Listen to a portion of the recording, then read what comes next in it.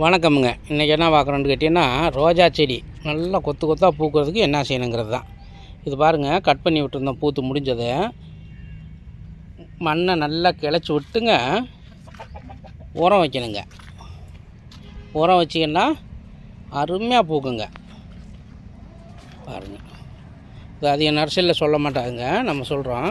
DAP ஸ்பிக்கு டிஏபின்னு வாங்கி 10 gram பெரிய செடிக்கு, சின்ன செடியாக இருந்தால் 5 கிராம் போதுங்க. கரெக்டாக மாதத்தில் ஒரு டைம் வச்சு நல்லா தண்ணி ஊற்றுங்க. மண்ணை கிளைக்கணுங்க. தொட்டியில் இருக்க செடியாக இருந்தாலும் தரையில் தான் இருக்கா இருந்தாலும் ரெண்டும் ஒரே மாதிரி தானுங்க. தரையில் இருக்கிறதுக்கு கொஞ்சம் உரம் சேர்த்து போயிட்டாலும் ஒன்றும் செய்யாதுங்க. தொட்டியில் இருக்கிறது கரெக்டாக அளவு தெரியணுங்க. சின்ன செடிக்கு 5 கிராம், பெரிய செடிக்கு 10 கிராம் போட்டு கரெக்டாக மாதத்தில் ஒரு டைம் போட்டு தண்ணி மட்டும் நல்லா ஊற்றுனீங்கன்னா கொத்து கொத்தாக பூக்குங்க செடி.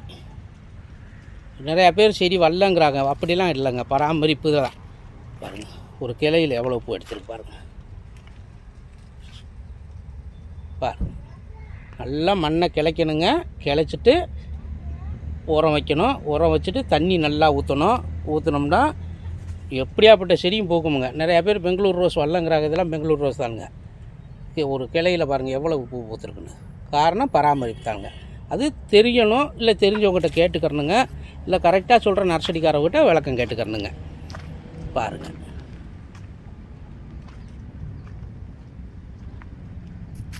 மண் நல்லா கிளைக்கணும். மண் கிளைக்கிறது தான் செடி வளர்ச்சி இருக்குங்க. பூக்குறதும் அந்த மாதிரி தான். ஒரு செடி உரம் போடாமல் விட்டோமுங்க, அதை காட்டுறேன் பாருங்கள்.